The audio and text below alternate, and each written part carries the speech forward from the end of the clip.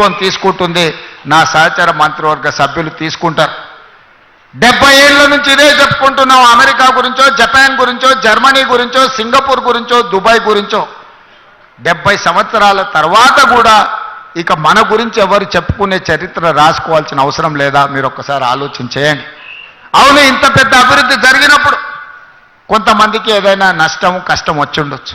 వాళ్ళ నష్టాన్ని కష్టాన్ని అర్థం చేసుకొని వాళ్ళని ఆదుకునే బాధ్యత మా ప్రభుత్వం చేస్తుంది. మీ ఇంట్లో పట్టాలు పెండింగ్ ఉండే, నేను మాట్లాడి కేఎల్ఆర్ గారితో మాట్లాడి అధికారులను పంపించి అందరి ఇంట్లో పట్టాలు ఇవ్వండి, వాళ్ళని కూర్చోబెట్టి వాళ్ళని ఆదుకోండి, వాళ్ళందరికీ ఇందిరమ్మ ఇండ్లు ఇవ్వండి, అదనంగా 5-5 లక్షల రూపాయలు వాళ్ళు కట్టుకోవడానికి వస్తాయి. 3-4 ప్లాట్లు ఉంటే ఒక దగ్గరనే ఇవ్వండి, ఒక పెద్ద ఇల్లు వాళ్ళు కట్టుకోవడానికి ఉంటుంది. వాళ్ళకి హాస్పిటల్ ఇవ్వండి, వాళ్ళకి అడ్వాన్స్ టెక్నాలజీ సెంటర్ ఇవ్వండి, వాళ్ళ పిల్లలకు సాంకేతిక నైపుణ్యాన్ని పెంచుదాం, వాళ్ళ పిల్లలకు ఈ భారత్ ఫ్యూచర్ సిటీల్లో ఉద్యోగ ఉపాధి అవకాశాలు కల్పిద్దామని చెప్పి నేను మా మంత్రులకు సూచన చేసిన. మిత్రులారా, ఇవాళ ఒక గొప్ప నగరాన్ని నిర్మించడానికి, ఒక్క గొప్ప నగరానికి ఏముండాలి? రోడ్డు ఉండాలి, తాగడానికి నీళ్లు ఉండాలి, నిరంతర సరఫరా చేసే విద్యుత్తు ఉండాలి, పెద్ద పెద్ద నగరాలకు రవాణా సౌకర్యం ఉండాలి, అంతర్జాతీయ ఎయిర్పోర్ట్ ఉండాలి. మరి భారత్ ఫ్యూచర్ సిటీకి ఏం తక్కువ ఉన్నదని నేను అడుగుతున్నా. ఇవాళ భారత్ ఫ్యూచర్ సిటీకి అంతర్జాతీయ ఎయిర్పోర్ట్ శంషాబాద్లో లేదా? కూతవేటు దూరంలో. ఇవాళ మనం వేసుకునే రోడ్డు ఇవాళ ఈ ఫ్యూచర్ సిటీకే కాదు, ఫ్యూచర్ సిటీ నుంచి శ్రీశైలం వరకు ఇవాళ 100 మీటర్ల రోడ్డు వేస్తున్నాం. ఇవాళ ఫ్యూచర్ సిటీని బెంగళూరుకి అనుసంధానం చేసుకుంటూ రోడ్డు వేయడమే కాదు, బుల్లెట్ ట్రైన్ తీసుకురావడం కేంద్ర ప్రభుత్వాన్ని ఒప్పించినాం. ఇవాళ ఆంధ్రప్రదేశ్ ముఖ్యమంత్రి గారు అంటున్నారు మేము అమరావతి కట్టుకుంటామని. ఆ అమరావతికి అనుసంధానం చేసుకుంటూ మచిలీపట్నం పోర్టు ఒకప్పుడు నిజాం ఉన్నప్పుడు మనతో ఉండేది. ఇవాళ తెలంగాణకు పోర్టు లేదని మనం ఎప్పుడు అనుకుంటాం. దక్షిణ భారతదేశంలో పోర్టు లేని రాష్ట్రం ఒక తెలంగాణ రాష్ట్రమే. అందుకే ఈరోజు పోర్టు లేని బాధను తీర్చడానికి మీ ఫ్యూచర్ సిటీ నుంచే, మన ఫ్యూచర్ సిటీ నుంచే మచిలీపట్నం పోర్టు వరకు dedicated green field national highway 12 lanes రోడ్డును వేసి భవిష్యత్తులో ప్రపంచాన్ని దిగుమతి చెయ్యాలన్నా, మన పరిశ్రమలలో ఉత్పత్తి చేసే వస్తువులను ప్రపంచానికి ఎగుమతి చేయాలన్నా మచిలీపట్నం పోర్టుకి ఈరోజు కనెక్టివిటీ ఫైనల్ అయ్యింది. ఇదే కాదు, ఈరోజు చెన్నైకి బుల్లెట్ ట్రైన్, ఈ ఫ్యూచర్ సిటీ ఈ శంషాబాద్ నుంచి బుల్లెట్ ట్రైన్ చెన్నైకి వేసేది వయా అమరావతి ఈరోజు బుల్లెట్ ట్రైన్ కేంద్ర ప్రభుత్వం ఆమోదించింది. అంటే రేపొద్దుగాల మీ ఊరు నుంచి బెంగళూరుకు బుల్లెట్ ట్రైన్ ఉంటుంది, అమరావతికి బుల్లెట్ ట్రైన్ ఉంటుంది, అక్కడి నుంచి చెన్నైకి బుల్లెట్ ట్రైన్ ఉంటుంది. ఈరోజు ఇవన్నీ కూడా మనం ప్రణాళికబద్ధంగా ఈరోజు అభివృద్ధి చేసుకుంటున్నాం. దీనికి అవసరమైన నీళ్లను, అవసరమైన విద్యుత్తును ఇవ్వడానికి బట్టి విక్రమార్క గారు ముందుకొచ్చి ఈనాడు మనకు అన్ని రకాలుగా చేస్తున్నాడు. ఈ పైన కనిపించే ఎలక్ట్రికల్ పోల్స్ లైన్లు కూడా ఇంతకుముందు వస్తా ఉప ముఖ్యమంత్రి గారు శ్రీధర్ బాబు గారితో మాట్లాడిన వీటన్నిటిని కూడా అండర్ గ్రౌండ్ కేబుల్ చేస్తే ఇది ఒక గొప్ప నగరంగా వస్తుంది కదా. ఎక్కడికక్కడ వైర్లు లైన్లు కనిపిస్తున్నాయి, దీన్ని ఏ రకంగా అండర్ గ్రౌండ్ కేబుల్ చేయాలనో ఆలోచన చేయండి అని. ఈ రకంగా ఈ నగరాన్ని అభివృద్ధి చేయాలని ఆనాడు కులీ కుతుబ్షాయి ప్రజలతో నిండి ఉండాలి అని కోరుకున్నాడు.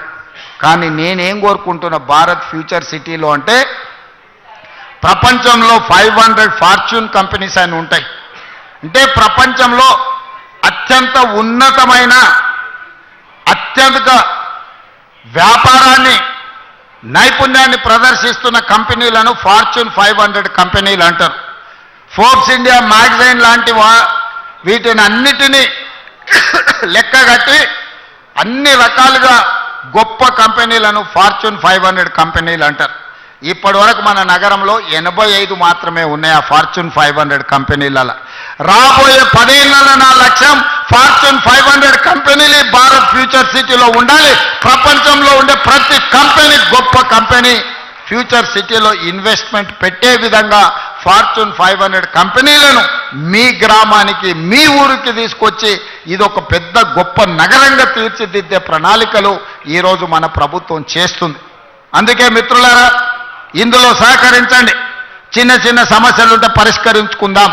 కోర్టుకెళ్ళి సంవత్సరాల కొద్దీ తిరిగి అడ్వకేట్ల ఫీజులు ఇచ్చి రావాల్సిన నష్టపరిహారం మనకు రాకుండా పోతే ఈ ప్రాంతంలో భూముల రేట్లు కూడా ఎక్కడికి పెరిగిపోతాయో తెలియదు.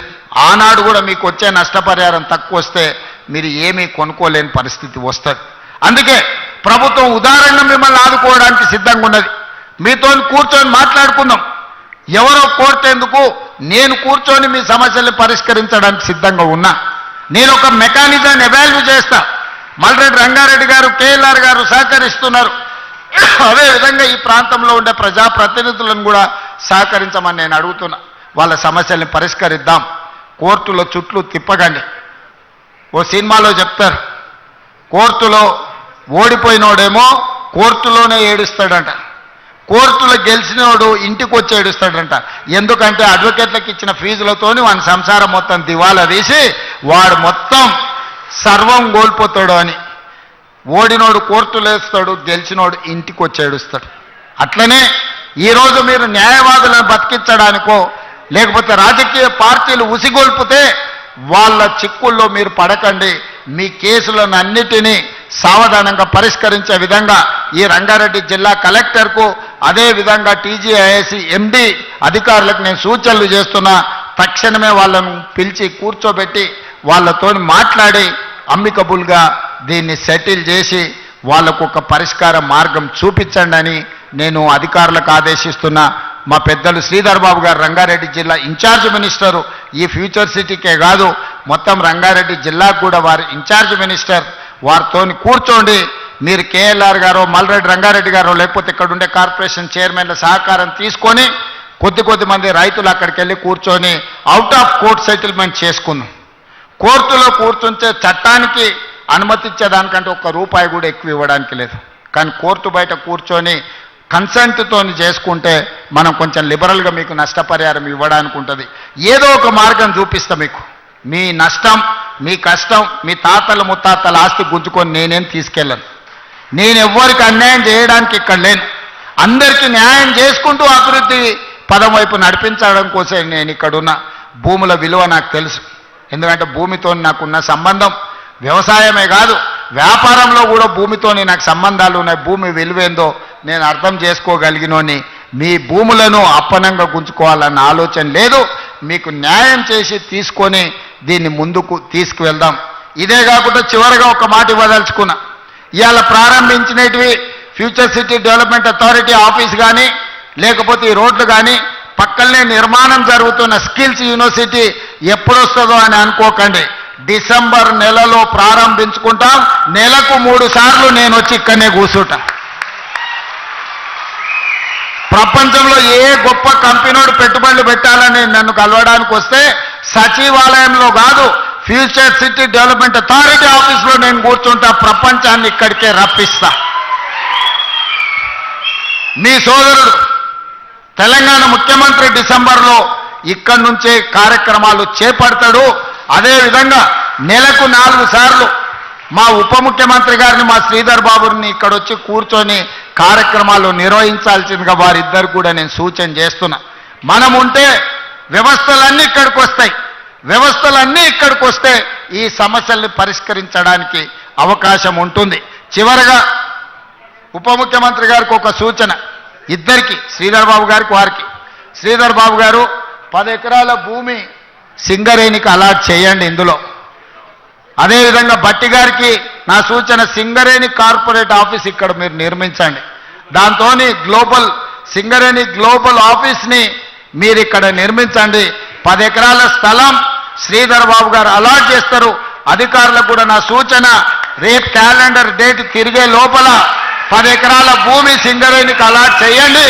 సింగరేణి గొప్ప ఆఫీసు 60-70 వేల కార్మికులకు సంబంధించి ప్రపంచంలో వివిధ రాష్ట్రాలలో వ్యాపారాలు నిర్వహిస్తున్న సింగరేణి ఆఫీస్, గ్లోబల్ ఆఫీస్ ఇక్కడికి వస్తే ఇమ్మీడియట్గా కట్టాల్సిందే. కట్టడం కోసమే ఇస్తున్నాం. కండిషన్ అదే పెట్టాలి శ్రీధర్ బాబు గారు. అలాట్మెంట్లో సంవత్సరం తిరిగే లోపల ఆఫీస్ పూర్తి కావాలి. కరెక్ట్గా ఇది సెప్టెంబర్ కదా, వచ్చే డిసెంబర్ 2026 డిసెంబర్ లోపల ఆఫీస్ పూర్తి చేసి అందులో ప్రారంభించుకోవాలి. ఆ ఒప్పందం ప్రకారమే వారికి 10 ఎకరాల భూమి కేటాయించండి. సింగరేణి ఆఫీస్ కూడా ఇక్కడనే నిర్మించుకుందాం. స్కిల్ యూనివర్సిటీనే కాదు, భవిష్యత్ కార్యక్రమాలన్నిటిని కూడా ఇక్కడి నుంచే తీసుకుంటాం. దీని మీదనే మన భవిష్యత్ తరాల యొక్క భవిష్యత్తు ఆధారపడి ఉన్నది. దీనికి సహకరించి ముందుకు తీసుకెళ్తున్న ప్రతి ఒక్కరికి మనస్ఫూర్తిగా అభినందనలు తెలియజేస్తూ సెలవు తీసుకుంటున్నా. ధన్యవాదాలు మిత్రులారా. Thank you sir. Commissioner FCDA Shashank గారి ఓటర్ థ్యాంక్స్.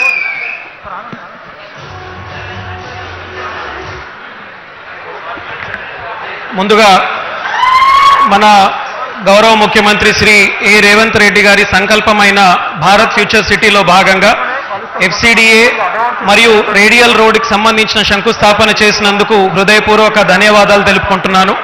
సార్, మీ మార్గదర్శనమే మా ప్రధాన శక్తి. అలాగే గౌరవ ఉప ముఖ్యమంత్రి శ్రీ మల్లు భట్టి విక్రమార్క గారికి, మంత్రివర్యులు శ్రీధర్ బాబు గారికి, అడ్లూరు లక్ష్మణ్ గారికి, గౌరవ ఎమ్మెల్సీలు, గౌరవ ఎమ్మెల్యేలు, గౌరవ ప్రభుత్వ అడ్వైజర్స్కి, అట్లాగే గౌరవ చైర్పర్సన్లకి, ప్రభుత్వ సీనియర్ అధికారులకి, ప్రతి ఒక్కరికి కూడా పేరు పేరున ధన్యవాదాలు తెలుపుతూ